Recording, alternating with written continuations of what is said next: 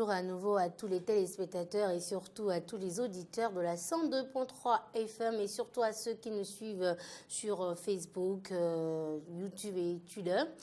Bienvenue dans Cursus et Job. Aujourd'hui, nous allons parler de l'employabilité des jeunes, adéquation entre le cursus et le job. Et donc, pour cette grande occasion, nous recevons pour vous ce matin le directeur général de l'Agence nationale pour l'emploi. Et il va donc nous entretenir, Monsieur Urbain Amouibidi. Bonjour. Bonjour, madame. Comment allez-vous? Je vais bien. D'accord. Voici Tacha. Voici Tess. Bonjour, monsieur Amouibidi. C'est un plaisir de vous avoir chez nous. Ne vous inquiétez surtout pas, puisqu'on est en peignoir ce matin. C'est parce que vous êtes incrustés chez nous. Nous, on est à la maison, on est sur la table à manger, donc on Après, est encore en peignoir. Après, il a des yeux pour voir. Alors, ce matin, on va parler d'employabilité des jeunes et adéquation entre cursus et job, puisque vous êtes un pont entre les demandeurs d'emploi et les employeurs. Dites-nous déjà, qu'est-ce que vous pouvez dire à nos nouveaux diplômés, nos futurs, qui sont en train de vouloir venir? Quels sont les emplois vers lesquels, quelles sont les formations vers lesquelles ils peuvent se tourner pour que d'ici quelques années, ils puissent espérer quand même avoir un emploi? Merci beaucoup et merci à la télévision Eden TV. Je dois dire que habituellement, en termes d'orientation, on a tendance à faire une orientation académique, orienter les jeunes vers les matières dans lesquelles ils se sentent le plus à l'aise. Quelqu'un qui a de bonnes notes en mathématiques, on l'orientera vers les sciences. Quelqu'un qui a de bonnes notes en lettres, on l'orientera vers les lettres et les matières sociales. Mais il y a une différence entre orientation académique et orientation professionnelle. L'orientation professionnelle, c'est l'adéquation entre la formation et le marché de l'emploi. Alors, si on se contente de l'orientation académique et qu'on ne fait pas un effort un peu plus, on aura des gens formés, diplômés, mais qui n'auront pas d'emploi. À quoi ça sert d'avoir des diplômes si on n'a pas un emploi? Et actuellement, c'est le cas que nous vivons au Bénin. La plupart des jeunes sont orientés en fonction de leur capacité au bac. Mais si on va un peu plus loin et qu'on fait un peu plus d'efforts, on peut transcender les matières dans lesquelles l'enfant se sent un peu plus à l'aise et voir par rapport au marché de l'emploi et aux opportunités comment orienter un peu plus l'enfant. Cela veut dire, si je dois donner un exemple concret, dit par exemple qu'un enfant qui se sent à l'aise dans les lettres et qui dit je vais faire du droit, on lui dira oui c'est vrai, probablement tu pourras réussir à avoir une maîtrise en droit ou une master en droit, mais ce n'est pas évident que tu aies un emploi. Et donc, on pourra l'orienter aujourd'hui, dans la situation d'aujourd'hui, vers des formations un peu plus pointues, qui vont lui demander peut-être un peu plus d'efforts, mais qui lui donneront un peu plus de chance. Alors, peut-être il n'aime pas le domaine du tourisme, mais c'est un domaine porteur. Alors, on lui dira, peut-être si tu fais le droit, tu réussiras, mais peut-être si tu fais un domaine comme le tourisme, où il y a beaucoup plus d'opportunités dans les années à venir, peut-être tu trouveras plus vite un emploi. C'est donc le travail que nous faisons en essayant de dire aux enfants, en essayant de dire aux parents, il ne faut pas seulement courir derrière le diplôme. Le diplôme est une présomption de compétence. Ce n'est même pas la compétence encore. Mais tout diplôme n'ouvre pas la porte à l'emploi. Il y en a qui sont beaucoup plus faciles. Aujourd'hui, je vous dirais que dans le domaine des sciences médicales, on peut trouver de l'emploi parce que le chômage est très faible dans ce domaine. Dans le domaine du numérique, il y a beaucoup d'emplois. Et je peux vous dire que dans notre agence, on nous demande des spécificités, des spécialités pour lesquelles nous n'avons pas de demandeurs. Actuellement même, nos collègues du Maroc nous demandent des masters en informatique, un grand nombre que nous ne pouvons pas fournir. Pendant que nous avons de nombreux jeunes qui sont au chômage dans d'autres domaines, et beaucoup de jeunes. Et donc, il y a un problème d'inadéquation entre les formations reçues à l'université et le marché de l'emploi qui, lui, demande autre chose que ce qu'on lui propose.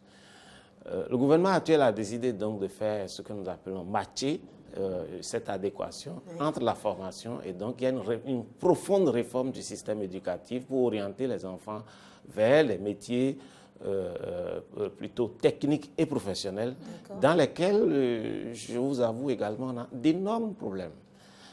Il y a pas longtemps, le 3 mai, nous avons organisé une foire de recrutement au profit des entreprises chinoises qui ont gagné de grands chantiers du PAG. Malheureusement, sur les 964 emplois qu'on avait mis en jeu, on n'a pas trouvé de spécialistes pour tous les postes. Et des postes aussi basiques que vous ne pouvez pas y croire, de conducteurs de poids lourds pour lesquels nous n'avons pas eu tout ce que les Chinois demandaient.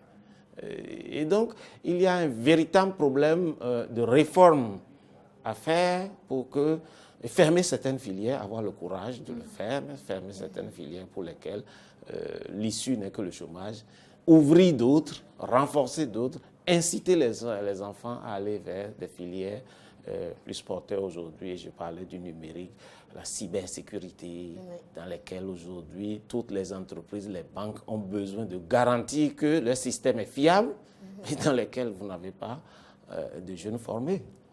Par contre, on a beaucoup de géographes, de sociologues. C'est très bien. Je ne dis pas que ces matières sont mauvaises, mais le marché de l'emploi ne demande pas cela aujourd'hui. Monsieur Amebedji, Laurette, si tu permets, bien évidemment.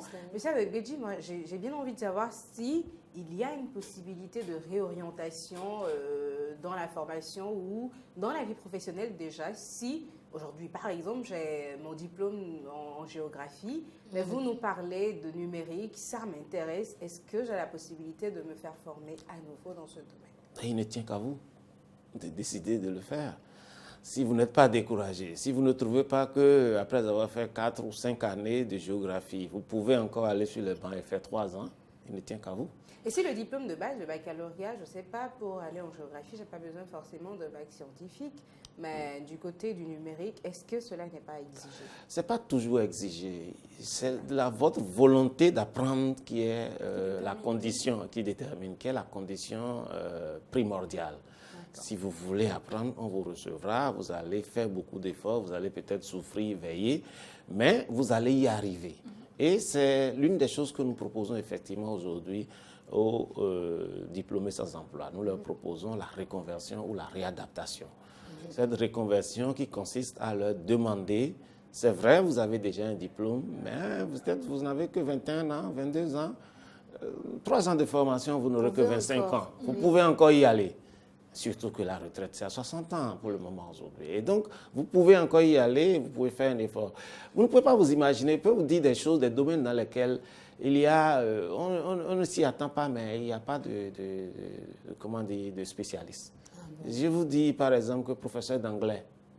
Ah oui, vous n'y êtes pas du tout. Natacha, qu'est-ce que tu fais? Vous devez avoir... Non, les gens cherchent des gens qui ont le diplôme d'enseignant, c'est-à-dire BAPES en anglais ou le CAPES en anglais. Mais on ne trouve pas. On n'a pas idée. Et après, on a pas mal d'aînés ou de jeunes frères, je dirais également, qui sont en formation du côté c'est bien, la Flash.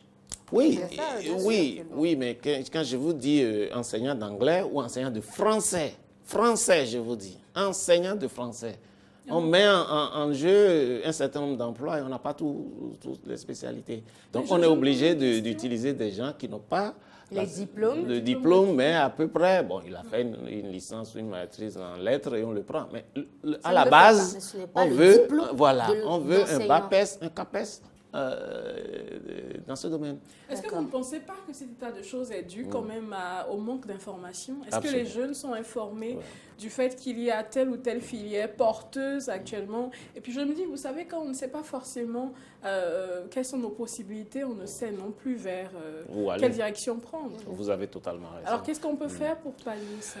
Je pense qu'il y a un manque d'information que nous devons combler absolument. Parce que, bon, nul n'est méchant volontairement et nul ne décide d'aller à sa propre perte volontairement. Et donc, il y a que l'information que les jeunes ont souvent, c'est l'information de l'orientation académique. Ça s'arrête à, tu as 18 en maths et tout, bon, tu vas ici, tu as 18 en histoire, géo, lettres, tu vas... Ça ne suffit plus aujourd'hui. Nous devons leur donner des informations un peu plus pointues et actuellement, ce qui nous préoccupe est qu'une étude que nous sommes en train de faire sur les filières porteuses, nous sommes en train d'analyser, nous allons le publier, ça va beaucoup aider les enfants et nous allons essayer d'actualiser ça tous les 2 ans. C'est de faire une étude pour montrer le nombre d'années de chômage que l'on fait si on a tel ou tel diplôme. Voilà. Alors, cette étude nous permettra de montrer que si vous faites telle étude, vous aurez 0 mois de chômage. Ça veut dire que le plein emploi est dans ce domaine. Tel autre diplôme, vous pourrez avoir 1 an de chômage, c'est-à-dire la moyenne. Et d'autres, comme le Togo a eu à faire, dans cette matière, vous allez attendre 11 ans. Donc, il vous restera... 11 ans. Voilà. Dans quel domaine, par exemple, quand on prend le cas du Togo? Oh, les sciences sociales. Je vais parler du droit, des choses comme ça. Donc, où des gens, l'étude faite au Togo a montré qu'entre 0 et 11 années d'attente selon le diplôme que vous avez. Wow. Alors, vous voyez que cette étude nous éclairerait beaucoup davantage et permettrait aux parents d'amener les enfants à faire un peu plus d'efforts. C'est vrai, c'est plus facile pour moi de faire une maîtrise en droit, en géographie. Et de m'en arrêter là, et de dire j'ai un diplôme, mais si c'est pour faire 11 ans de chômage... Quand même, il faut continuer un petit peu. Il faut faire un peu plus d'efforts pour faire quelque chose qui est peut-être plus difficile. Ou même plus coûteux. Mais qui assure un avenir. Mais qui m'assure en 1 an, en 2 ans, un emploi, c'est beaucoup mieux. Et donc, j'adhère à le travail que nous faisons actuellement, c'est de pouvoir parachever cette étude et sur la base scientifique. Parce qu'on ne nous dise pas sur quelle base vous dites que tel domaine ou tel domaine est porteur. Et sur des bases scientifiques, nous puissions parler avec autorité et puis convaincre les parents et les enfants. Wow. Moi, je pense que vous faites ça, c'est un peu comme Cupidon qui vous tire une flèche en plein cœur. Vous allez tirer une flèche en pleine tête, non seulement des parents, mais également de tous les étudiants. Mais il le faut quand même, pour que les gens sachent, pour que les parents savent quand même que c'est pas parce que on a les moyens en mathématiques qu'il faut aller faire la physique, chimie. Mais est-ce que moi, je voulais demander, M. Amungbidi, on voudrait quand même avoir... un petit résumé, voilà, une petite liste, parce que dans cette rubrique Cursus et Job, nous voulons quand même faire découvrir aux parents les filières dans lesquelles les enfants peuvent s'aventurer pour que leur avenir soit quand même moyennement assuré. Quelles sont les listes que vous avez actuellement à votre niveau que vous pouvez communiquer aux parents et surtout aux futurs diplômés qui sont en train de nous regarder actuellement? Oui, pour aller dans le même sens, pour que vous puissiez répondre à sa question, je vais dire que c'est vrai, nous en avons besoin. Déjà, l'astuce que vous me donniez tout à l'heure, comme quoi vous allez essayer de nous faire comprendre quelle filière est porteuse ou non, je pense que c'est la meilleure. Parlons de, si vous choisissez telle filière, vous en avez pour 11 ans de chômage, ça va vraiment faire un tic dans la tête de tout le monde et on va mieux s'orienter. Mais dans l'immédiat, quelles sont les possibilités? Déjà, il faut reconnaître que la perception du Béninois de l'emploi est dépassée. Dépassée un peu. Le Béninois pense que le meilleur emploi, c'est d'avoir une licence, un master. Et ça, c'est notre culture, c'est notre éducation qui fait croire ça. Ce n'est pas la réalité. La réalité aujourd'hui, les métiers sont beaucoup plus porteurs. Et malheureusement, je ne vais pas faire l'affront à ces catégories, mais il nous est de plus en plus difficile de trouver de très bons maçons, de très bons menuisiers, de très bons plombiers. Et les grands chantiers pour lesquels on a besoin plein de ces personnes-là, on est parfois obligé d'en importer. C'est un gâchis, alors qu'on a plein de chômeurs. Et c'est pour cela que la réforme actuelle est en cours pour que l'État soutienne les formations techniques et professionnelles beaucoup plus que les formations générales. En fait, notre enseignement est beaucoup plus général. Mais cela étant, je pense que vous devez retenir que les domaines les plus porteurs aujourd'hui, quand nous prenons nos statistiques, c'est ce qu'on appelle le soutien à l'entreprise, dans lesquels les gens ont recruté le plus. C'est-à-dire les dernières statistiques, nous le faisons tous les 3 mois. combien ont été recrutés dans tel domaine et tel domaine. C'est ce qu'on appelle le domaine des soutiens à l'entreprise, à savoir tous les métiers de comptabilité, d'administration, ici et ça. Mais les métiers qui vont être les plus porteurs demain, dans les années à venir, 2, 3, 4, 5, 6 et 10 années, au Bénin, notamment dans le contexte actuel, c'est comme j'avais commencé à le dire, le numérique, avec tous ces sous-domaines. Il y en a énormément. Hein, je vous ai parlé par exemple de la cybersécurité, en médecine. Dans tous les domaines, vous avez l'informatique aujourd'hui qui intervient et il nous faut des spécialistes dans tous ces domaines. Nous n'en avons pas du tout. C'est un domaine vaste dans lequel les enfants peuvent trouver vraiment de l'emploi s'ils se spécialisent dans tous ces domaines. Il y a le domaine du tourisme et de l'hôtellerie. Avec tous les projets qu'il y a fort à penser. Bon, nous avons déjà prévu qu'il y aura disons, une demande forte de spécialistes de plein de domaines du tourisme et de l'hôtellerie pour lesquels, actuellement, d'ailleurs, sur le terrain, on manque. Vous imaginez que tous ces projets n'ont pas démarré, mais les grands hôtels nous disent « Mais je n'ai pas de femme de chambre. Monsieur le directeur, pouvez-vous me trouver une femme de chambre ?» Parce qu'une femme de chambre est un métier. Ce n'est pas je sais dresser le lit, c'est je sais là où on met le parfum, je sais là où on met la fleur, je sais là, comment on place l'oreiller. Et ça, c'est un métier. Et aujourd'hui, vous n'avez pas. Et donc, ce domaine également, le grand domaine de l'agro-business, hein, l'agro-industrie, l'agroalimentaire et tout ce qui est connexe à ça, est un domaine qui monte dans notre pays. Comment transformer nos matières premières pour pouvoir les revendre sur le marché et tout ce qui est logistique lié à cela, son exportation, entreposage, emballage et tout cela, sont des domaines dans lesquels la petite industrie a démarré au Bénin et ça va prendre de plus en plus de l'ampleur avec des demandes et de spécialistes pour pouvoir faire tout ça. Absolument. Oui. Ce sont quelques domaines dans lesquels, si je devais conseiller les enfants de regarder dans ces domaines-là pendant qu'ils sont en train de faire leur choix d'études. Merci beaucoup. Merci à vous. Plaisir. C'était donc le directeur général de l'Agence nationale pour l'emploi, M. Mengbedi, ici ce matin dans Cursus le Job. Et nous vous promettons quand même que dans cette rubrique, nous allons nous atteler à montrer les grandes opportunités actuelles, sinon dans les prochaines années, aux nouveaux diplômés. Et puis, certainement, on va se rapprocher de vous. Les vieux diplômés aussi en ont besoin. Oui, pour la réorientation, c'est très important. Ce n'est pas encore tard tant que vous vivez. Et vous, monsieur Mengbedi le disait tout à l'heure, le diplôme n'est qu'un, vous avez utilisé une expression... Oh, c'est une présomption de connaissance. C'est une présomption. Vous avez un diplôme. Ce n'est pas la connaissance elle-même. Pas encore. C'est si vous rentrez dans le métier, que vous montrez que vous êtes capable, qu'on dit, on sait que vous connaissez quelque chose. Vous connaissez quelque chose. Quand je vous reçois en tant qu'employeur, vous me présentez un diplôme de journaliste. C'est une présomption. Je présume que vous le connaissez. Mais je vous mets sur le plateau, vous êtes incapable. Je dis, mais madame, vous dégagez. C'est aussi simple que ça. Merci beaucoup.